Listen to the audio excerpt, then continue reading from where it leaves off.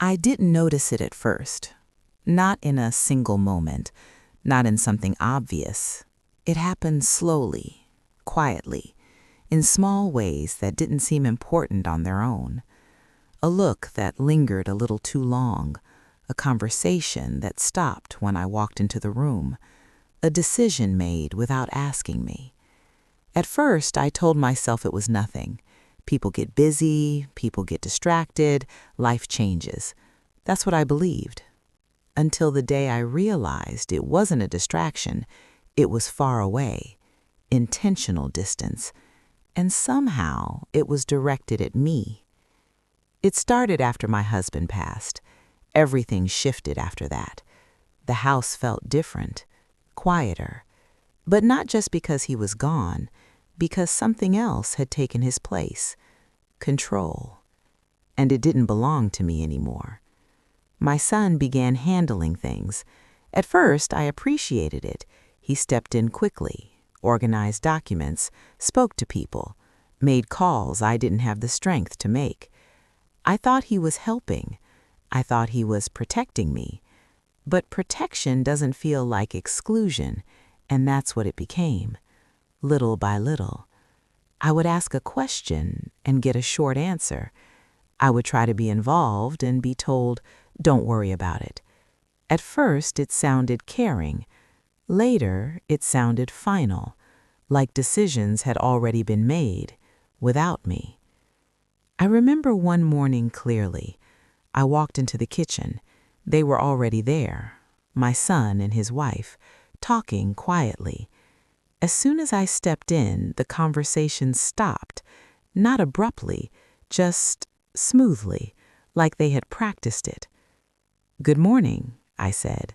My voice was normal, calm. His wife smiled, but it didn't reach her eyes. "Morning," she replied, short, polite, distant. I stood there for a moment, waiting for something more, a question, a comment, anything, but nothing came. So I poured myself a cup of coffee, sat down, and listened, not to what they were saying, but to what they weren't, because silence can say a lot. And that morning, it said everything. I wasn't part of the conversation anymore. I wasn't part of the decisions, and I wasn't being included. I was being managed, handled, moved around quietly like something fragile or something unnecessary. That feeling stayed with me, followed me from room to room, day after day, until it stopped feeling like a phase and started feeling like a pattern. Then one afternoon, something happened that made it clear, not subtle, not quiet, clear. I was in the living room, going through a few papers, old documents, things I hadn't looked at since before my husband passed. My son walked in, calm, focused, like he had something specific to say. "Mom," he said, standing across from me, "we've been talking."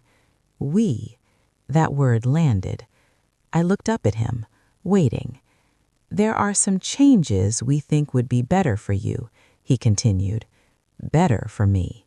That's how it's always framed, when decisions are made without you. I placed the papers down slowly. "What kind of changes?" I asked. My voice stayed steady, controlled. He glanced briefly toward the hallway, then back at me. "We think it might be easier if you didn't have to worry about the house anymore." I felt that, not as shocking as for clarity, because suddenly everything made sense. The distance, the quiet conversations, the decisions I wasn't part of. This wasn't temporary. This wasn't confusion. This wasn't grief. This was a decision. Already made, already discussed, already moving forward. And I was expected to accept it, quietly, without question, without resistance. I looked at him again, calm on the outside, but inside, something shifted. Not fear, not confusion, something else. Awareness. Because for the first time, I stopped asking what was happening and started asking why. Why now? Why this? And most importantly, why was I the only one who didn't know? I didn't argue, not yet, because reacting too quickly would have given them control, and I wasn't ready to give that up, not without understanding everything first. So I nodded slightly. I see, I said. Simple, neutral, but inside, I was paying attention, watching, listening, because something had changed, and whatever it wasn't going to stay hidden for long. Not anymore. And they didn't know it yet, but I was already thinking ahead, because if they believed I was a burden, if they believed I didn't see what they were doing, then they made one mistake, a big one. They underestimated me, and they had no idea what I was about to do next. I didn't react right away, not because I agreed with him, but because I needed to understand what was really happening. One conversation doesn't change everything, but patterns do. And now that I had seen it clearly, I couldn't ignore it anymore. That same day, I started paying closer attention, not just to what they said, but to what they did, and more importantly, what they stopped doing. The house felt different, not just quiet, controlled, like every movement, every decision, every conversation had already been decided somewhere else before it reached me. I noticed small things first, things most people would overlook. Mail that used to be left on the table was now gone before I saw it. Phone calls that used to happen openly were now taken in another room. Conversations that used to include me were now shortened, redirected, or completely avoided. At first, it still felt subtle, but once you start seeing a pattern, everything becomes clearer. That evening, I walked into the kitchen again. They were there, same as before. My son is standing near the counter, his wife sitting at the table with her phone in hand. They were talking quietly, and just like that morning, the moment I stepped in, everything shifted. Not dramatically, just enough to notice. "Dinner will be ready soon," she said, without looking up. Not a greeting, not a conversation, just information. I nodded slightly and moved toward the sink, acting normal, because that's what they expected. But I wasn't just standing there. I was observing, listening, measuring the space between what used to be and what this had become. My son picked up his phone, scrolled, didn't say anything, didn't ask how I was, didn't ask if I needed anything. It wasn't rude, it was worse. It was an intentional distance, the kind that's carefully maintained so no one can point to a single moment and say something is wrong. But when you feel it every day, in every room, in every interaction, you know. I dried my hands slowly and turned toward them. "I was thinking about going through some of the documents tomorrow," I said. Simple, normal, a way to see how they would respond. My son looked up, briefly, then nodded. "We've already taken care of most of that," he said. Already, again, that word comes up too often now. "What do you mean?" I asked, still calm, still controlled. He leaned back slightly, like he had already explained this before. "Just paperwork, things that needed to be updated," he said. Vague, careful, not detailed. That told me everything, because when someone avoids specifics, it's not because there aren't any, it's because they don't want to share them. I held his gaze for a moment, not challenging, just present. "Next time, I'd like to be part of that," I said. Not emotional, not confrontational, just clear. There was a pause, a small one, but enough. His wife finally looked up from her phone, and for the first time, she spoke directly to me. "We're just trying to make things easier for you." That same sentence, that same tone, careful, polite, controlled, but underneath it, something else. Finality. Like the decisions weren't open for discussion, like my role had already been reduced. I nodded slowly. "Easier doesn't mean excluding me," I replied, still calm, but firmer now. The room went quiet for a second. Not uncomfortable, not tense, just still. Because now something had been said, something they couldn't ignore. My son shifted slightly, like he was choosing his next words carefully. "We're just trying to help," he said. Help. That word again. But help doesn't remove you from your own life. Help doesn't happen without your knowledge. And help doesn't make you feel like you no longer belong in your own home. I didn't respond right away, because I had heard enough, seen enough, felt enough. This wasn't a misunderstanding. This was the direction, and it was moving forward without me. I turned slightly and walked out of the kitchen, not upset, not overwhelmed, just aware, because something had become clear. They weren't waiting for my agreement. They were expecting my acceptance, and that changes everything. I walked down the hallway slowly, my mind already putting pieces together. The documents, the quiet conversations, the decisions made without me, the way everything had shifted after my husband passed. This wasn't sudden. This had been building, and now it was reaching a point where it couldn't stay hidden anymore. I stepped into my room and closed the door gently behind me, not to isolate myself, but to think clearly, because reacting emotionally would have given them control, and I wasn't going to give them that, not anymore. I sat down and looked around the room, my space, the same walls, the same furniture, but somehow it didn't feel the same, because the problem wasn't the space, it was what was happening inside it. And for the first time, I stopped asking if something was wrong. I already knew it was. Now the question was different. What exactly were they planning, and how far had they already gone without me knowing? Because whatever this was, it wasn't small, and it wasn't temporary. And I had a feeling this was only the beginning.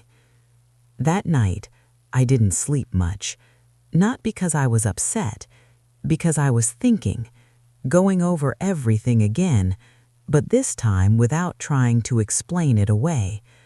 When something feels wrong, your instinct is to soften it, to make it make sense, to protect yourself from what it might really mean. But once you stop doing that, the truth becomes clearer. And what I'm seeing now, I wasn't confused. It was structured. There was a pattern to everything they were doing, what they shared, what they avoided, what they handled without me, and most importantly, what they didn't want me involved in. The next morning, I woke up earlier than usual. The house was quiet, still, the kind of quiet that gives you space to notice things you usually don't. I walked into the kitchen slowly. No one was there, which was unusual. They were usually up before me. Now, always one step ahead. That thought stayed with me. One step ahead. I made myself a cup of coffee and sat down at the table, and that's when I noticed it. A folder, left on the counter, not hidden, but not placed where it would normally be, almost like it had been moved quickly or forgotten. I looked at it for a moment, didn't touch it right away, because sometimes the way something is left tells you more than what's inside it. Then I stood up and walked over, slow, careful. I opened it. Inside were documents, printed, organized, clean, too clean. I flipped through the pages, names, numbers, legal wording, and then I saw it. My name, followed by something I hadn't agreed to. A transfer, partial ownership, being shifted, not removed completely, but reduced, controlled. My hand paused on the page, not shaking, not panicking, just still. Because at that moment, everything connected. The conversations, the decisions, the distance. This wasn't about helping me. This was about moving me, quietly, legally, without resistance. I closed the folder slowly, placed it back exactly where I found it. Because now, I wasn't guessing anymore. I knew. And knowing changes how you move. I went back to my seat and took a sip of my coffee, calm on the outside, but inside, everything had shifted. Because this wasn't something they were thinking about. This was something already in motion, already prepared, already planned, and I was supposed to find out after it was done. A few minutes later, I heard footsteps, then voices, low, approaching. I didn't move, didn't react. I just sat there, waiting. They walked into the kitchen, my son first, then his wife. They stopped slightly when they saw me, not surprised, but aware, like they were checking the situation. "Morning," my son said. I looked up. "Morning," I replied. Normal, calm, controlled. His wife glanced toward the counter for just a second, then back at me. And that was enough, because that one look confirmed everything. She knew what was in that folder, and more importantly, she knew I might have seen it. "Did you sleep well?" she asked. Polite, careful, testing.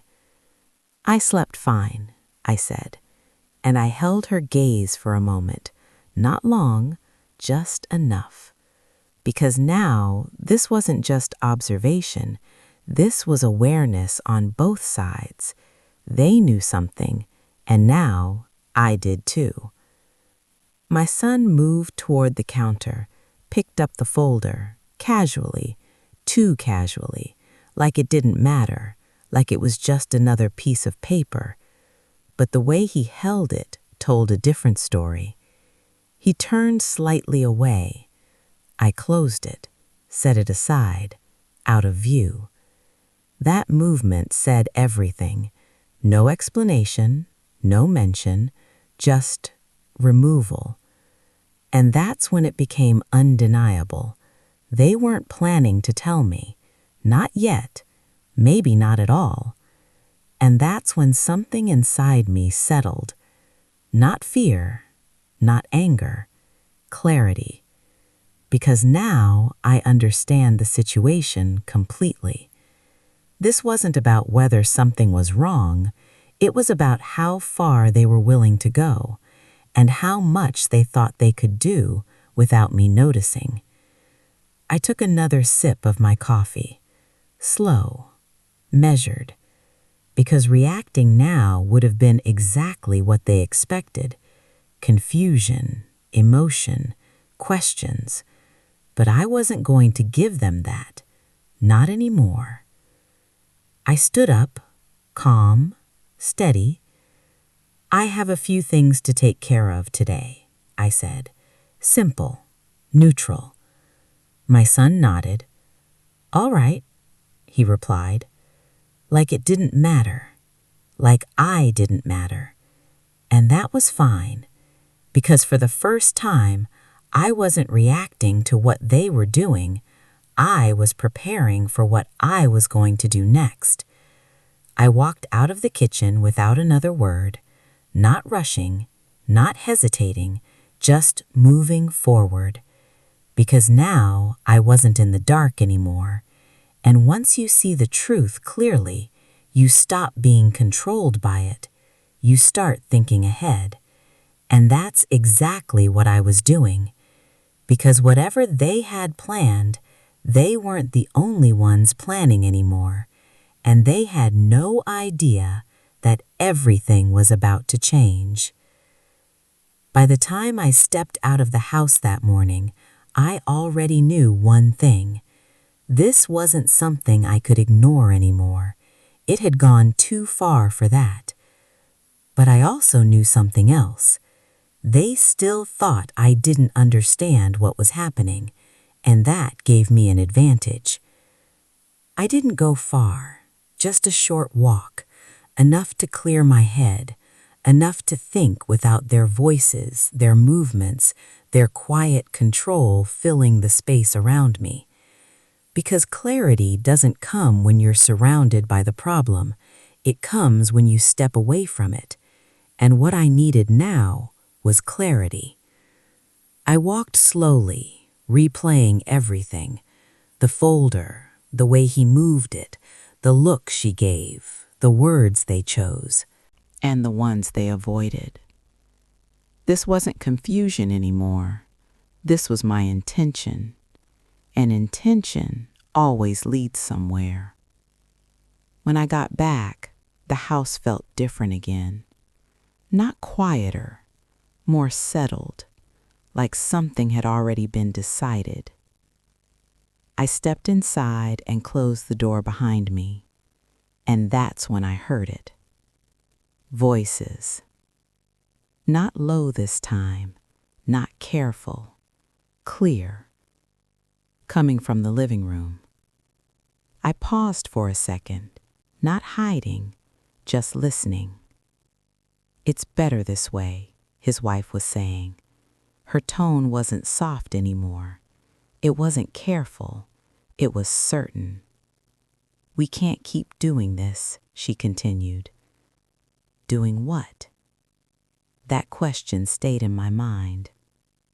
Then my son responded, lower, but still clear enough. "She'll understand eventually." Understand. That word again. But understand what? A decision she wasn't part of? A change she didn't agree to? I stepped forward, slow, steady, and walked into the room. They stopped. Immediately. Not gradually, this time immediately. Because now they knew. I was there. I looked at them. Both of them. Calm. Composed, but present. Understand what? I asked. No hesitation, no softness, just direct. They exchanged a quick glance, that same look.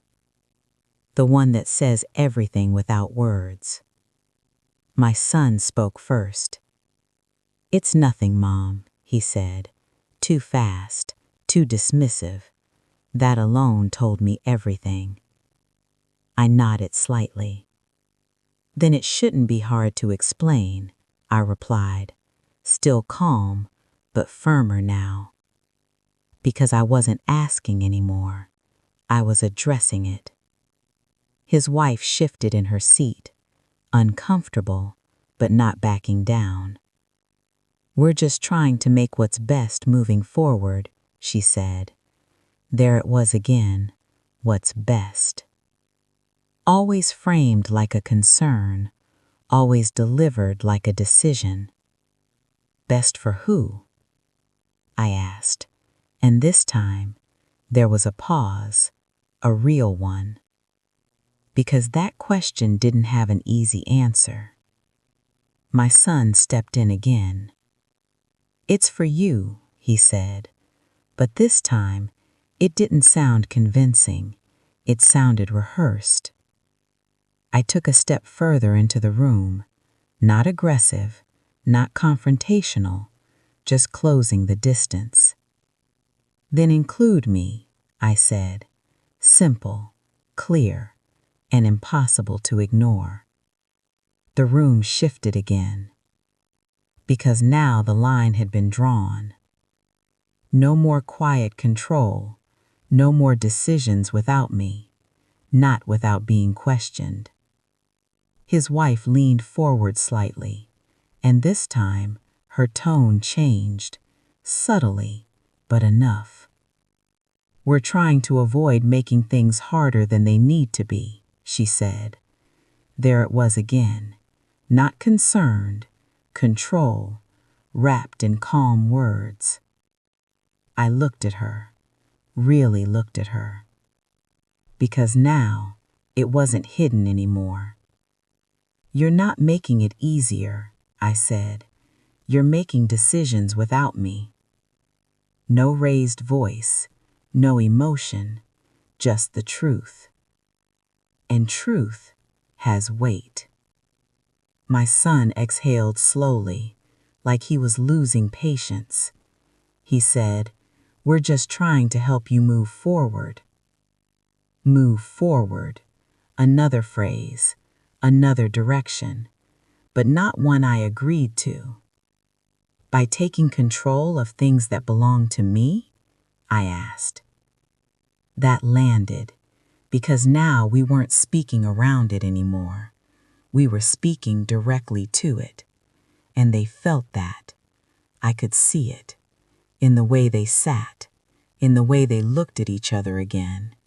Because now, the situation had changed. I wasn't unaware anymore. I wasn't passive anymore. And I definitely wasn't a burden. I was present, and I was paying attention. His wife stood up, slowly. She looked like she was ready to end the conversation or shift it somewhere safer. But I didn't move. I stayed right where I was because I wasn't finished. Not this time, not anymore. "We'll talk about this later," she said. She didn't ask, she decided. And that was the moment everything became clear. Not just what they were doing, but how they saw me. Not someone to include, not someone to respect. Someone to manage, someone to move around, someone they could decide for and expect silence in return. I gave a slow nod. "Later work," I said. Then I stepped back, not because I agreed, but because I had seen enough, heard enough, and understood enough. At some point, continuing to talk doesn't add anything. When the truth is already clear, words become unnecessary. I turned and walked out of the room, calm, steady. But inside, something had shifted again. Now it wasn't subtle, it wasn't quiet, it wasn't hidden, it was clear. And once something becomes clear, it doesn't go back. They didn't realize it yet, but in trying to control everything, they had made a mistake, a big one.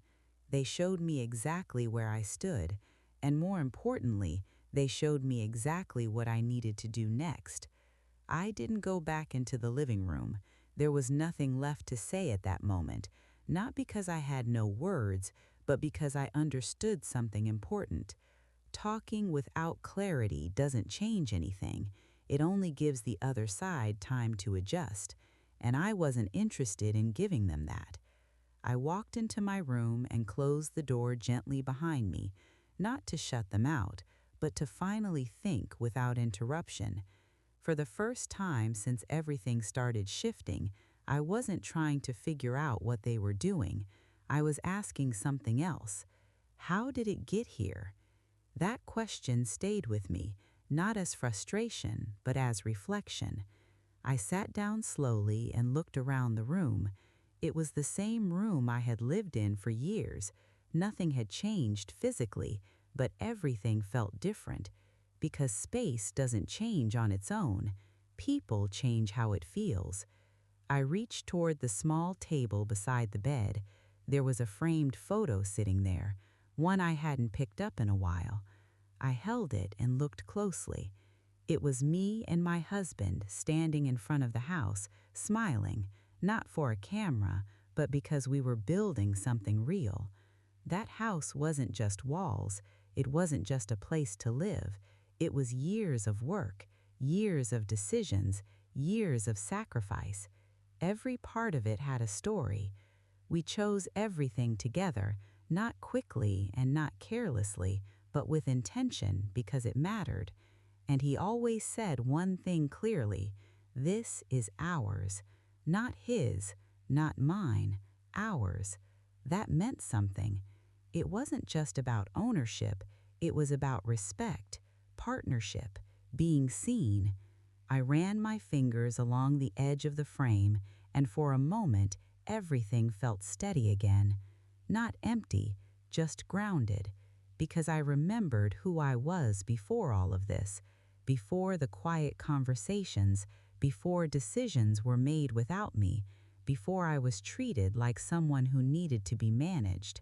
I was never that person, and that realization settled in, not loud, not dramatic, but firm.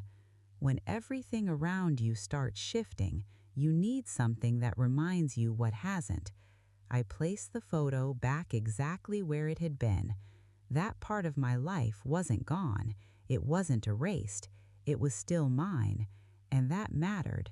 I leaned back and took a steady breath. Now the situation felt different, not smaller, but clearer.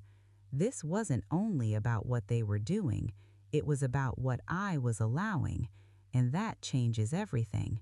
Because once you see your position clearly, you can decide how to move. And I wasn't going to move the way they expected, not quietly, not passively, not without understanding every step they had already taken. I stood up and walked toward the window. I looked outside. Everything out there was the same. The street, the houses, the calm. Nothing had changed, but inside this house, everything had. And for the first time since it started, I didn't feel confused anymore. I felt focused, because now I know two things. They thought they were in control, and they thought I didn't see it. And both of those assumptions were wrong.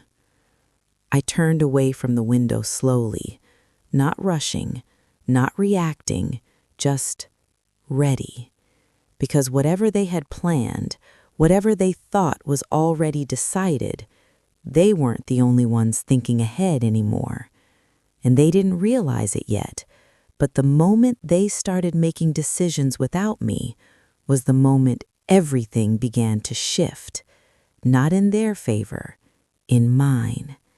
And now, it wasn't just about understanding what they were doing, it was about what I was going to do next.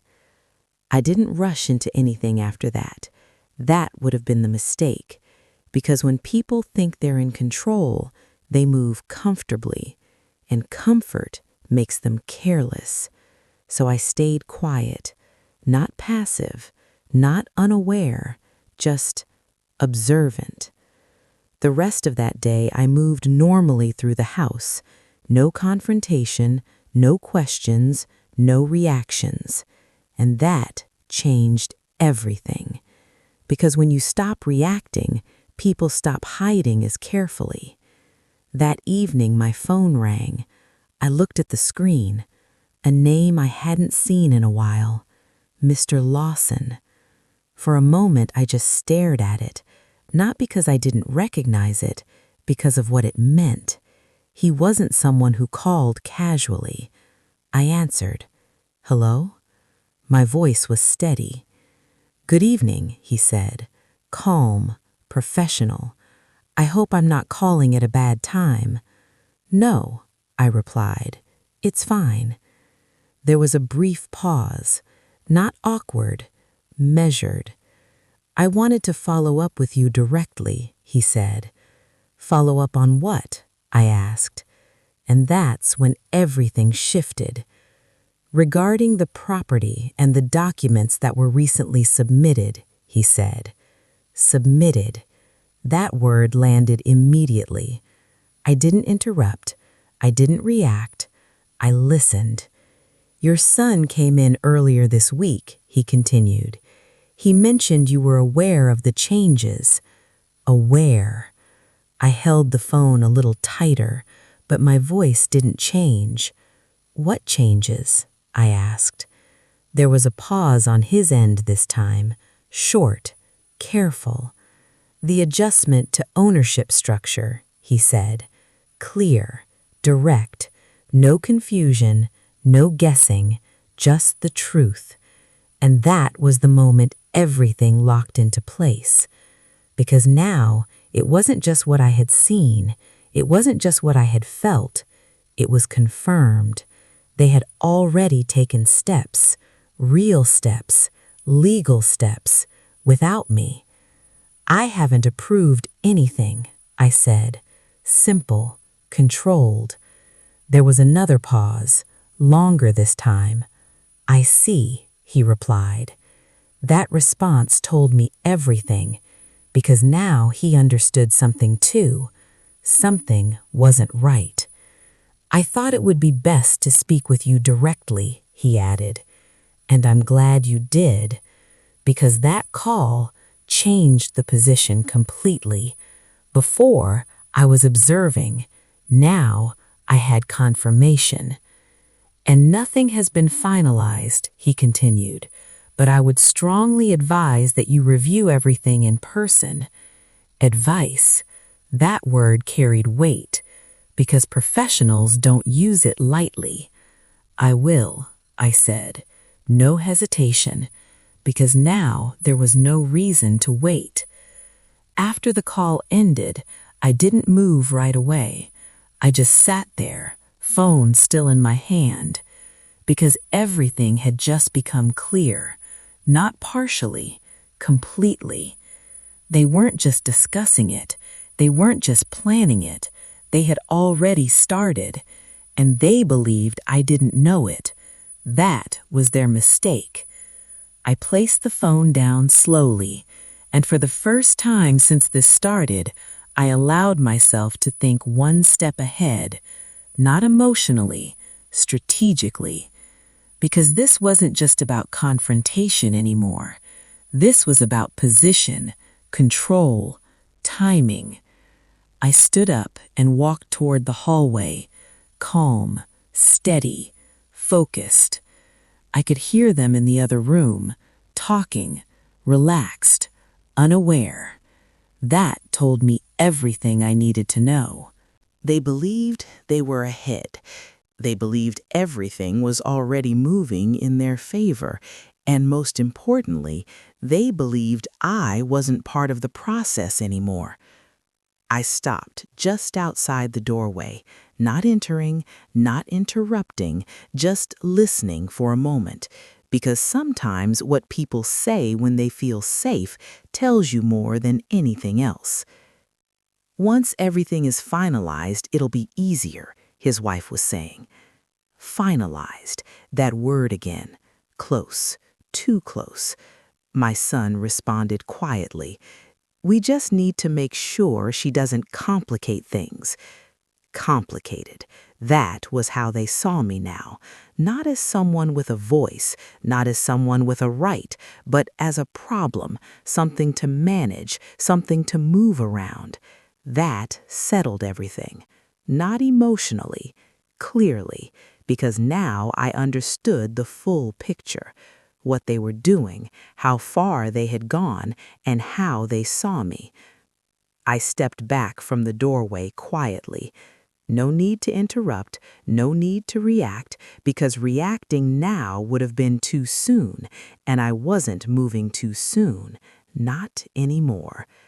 I walked back toward my room, slow, steady, but inside, everything had shifted again, because now I wasn't just aware, I was prepared, prepared to act, prepared to respond, prepared to take back control, and they had no idea, not yet, but they were about to find out.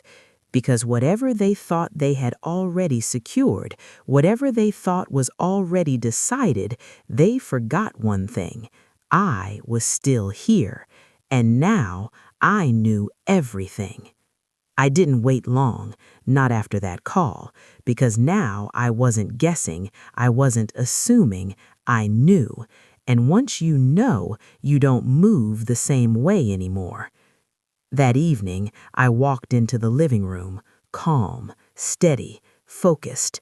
They were both there, exactly where I expected them to be, sitting comfortably, talking like everything was normal, like nothing had shifted, but everything had. They stopped when they saw me, not surprised, just aware, because they could feel it. Something was different. "I need to speak with both of you," I said. My voice wasn't loud, but it didn't need to be. It held the space. They exchanged a quick look, that same look, but this time it didn't matter because I wasn't watching them anymore. I was leading the moment.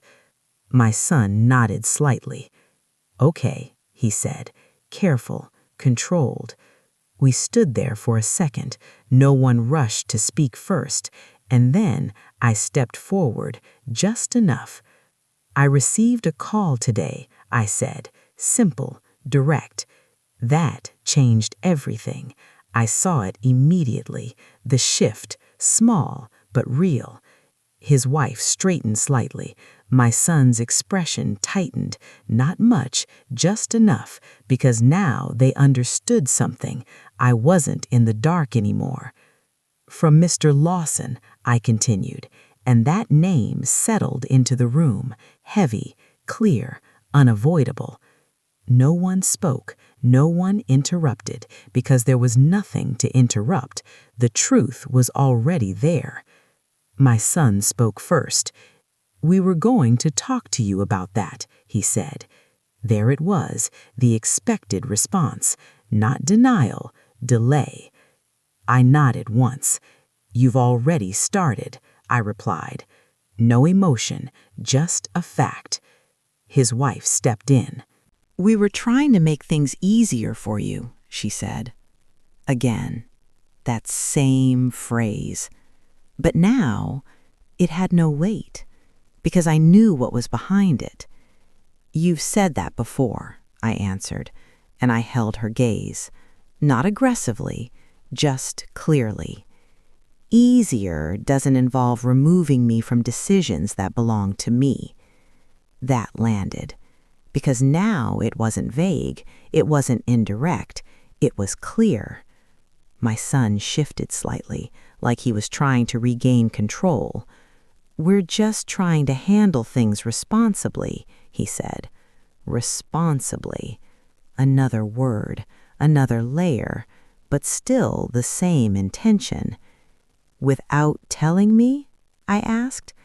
And this time, there was no quick answer, because there wasn't one.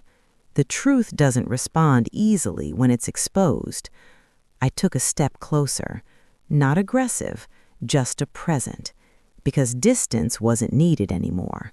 "You went to a lawyer," I said. "You discussed changes. You submitted documents. All facts, no emotion. And you expected me to do what?"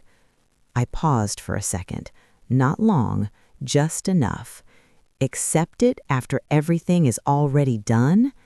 That was the moment, the shift, because now they weren't leading, they were reacting.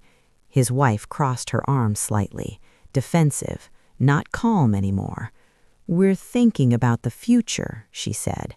And there it was, the real justification. Not care, control. I nodded slowly. "So am I replied. And that changed the tone, completely, because now it wasn't one side speaking, it was two, equal, present, aware. My son looked at me carefully, trying to read the situation, trying to understand what had changed, because something had, and he could feel it. "What are you saying?" he asked.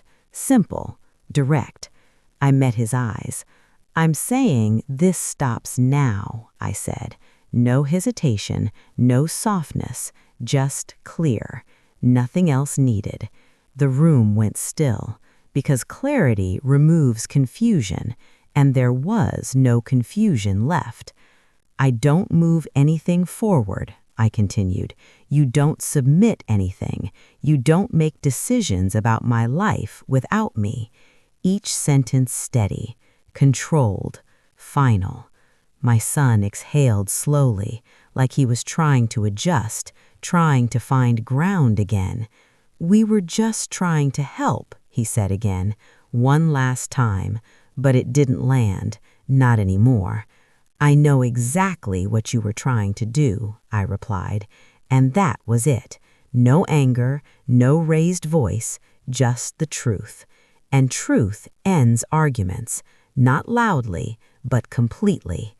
I stepped back slightly, not retreating, just done, because I had said everything that needed to be said, and more importantly, they had heard it, clearly, fully, without confusion, without interpretation, without control.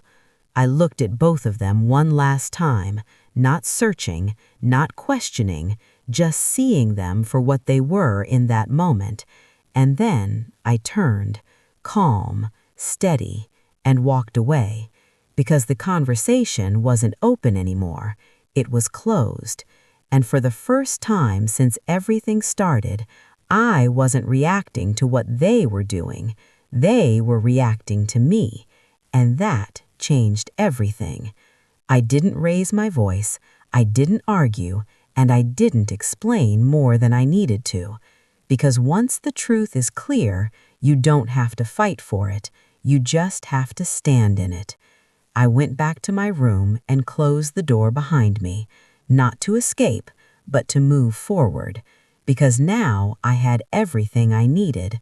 The documents I saw, the call I received, the conversation I just had, it all pointed in one direction.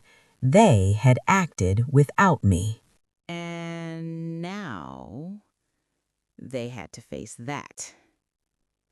I picked up my phone again, not slowly, not hesitantly, with purpose, and I made the call. He answered on the second ring. "Good evening," he said. "This is Mr. Lawson." "It's me," I replied, calm, clear. "I'd like to come in tomorrow." No hesitation, no uncertainty. "Of course," he said. "I'll have everything prepared." Prepared. That word felt different now, because this time I was the one in control of what came next. The next morning, I didn't tell them where I was going. I didn't explain. I didn't ask, because I didn't need permission. And that alone changed the energy completely.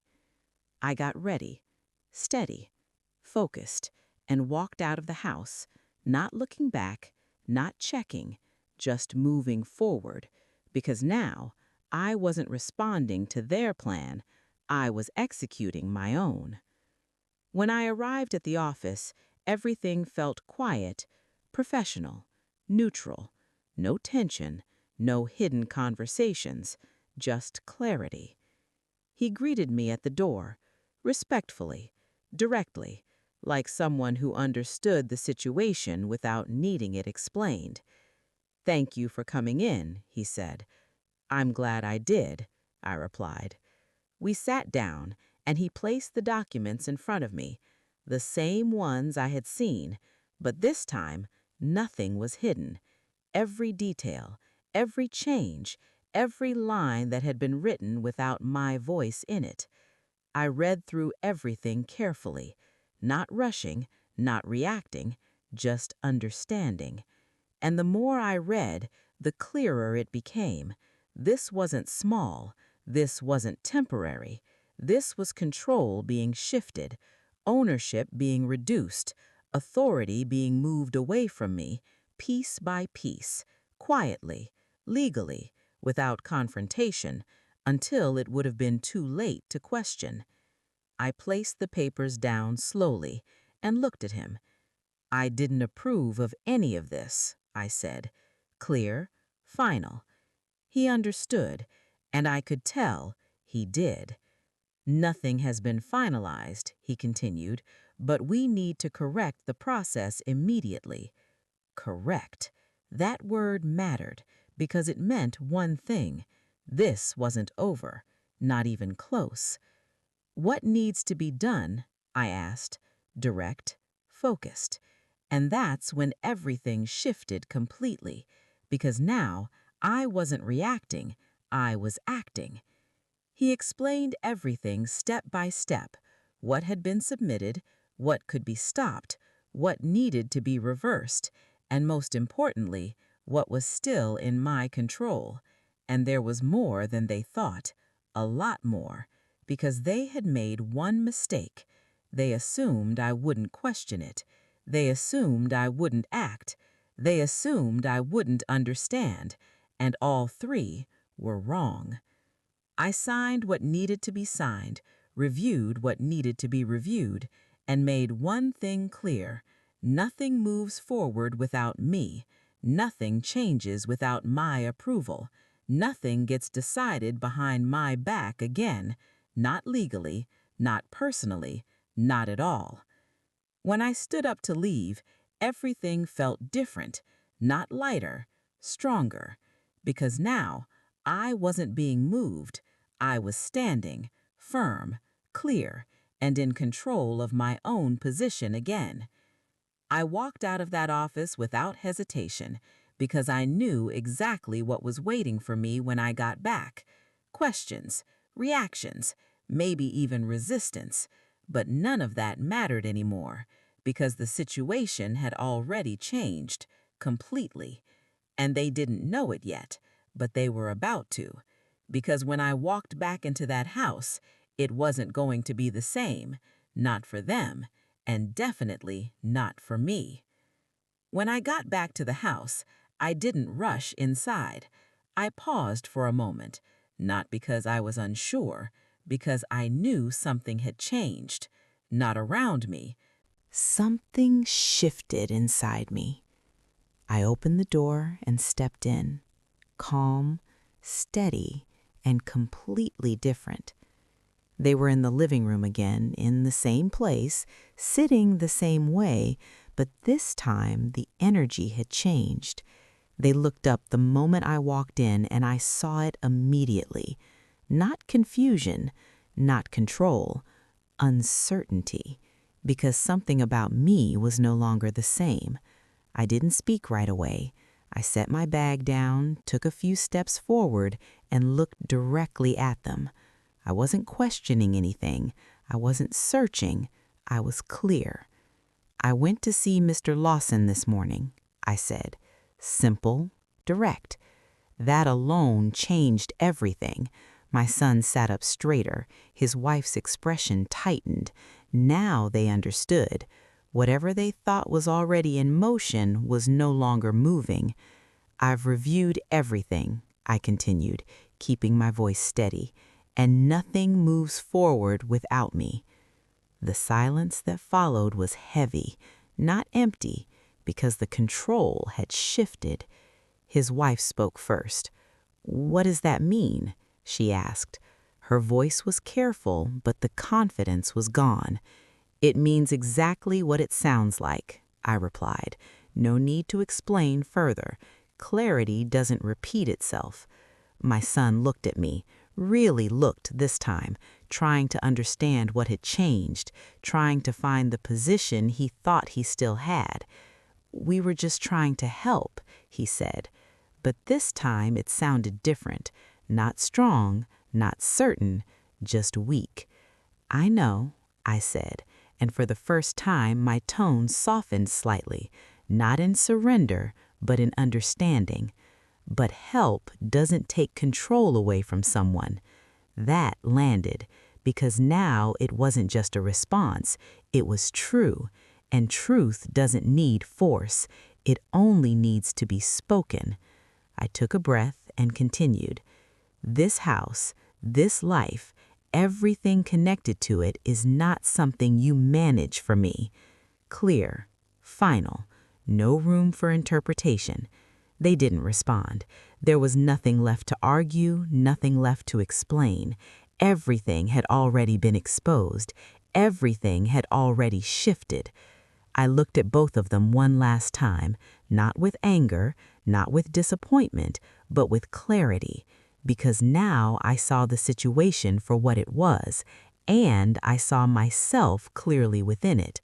Not a burden, not someone to be managed, but someone who had allowed things to go too far and made the decision to stop it. That decision matters, because sometimes the biggest shift doesn't happen around you. It happens when you decide what you will no longer accept. I picked up my bag again, not to leave, but to move forward. This wasn't the end, it was a reset. And resets are powerful because they don't erase what happened, they redefine what happens next.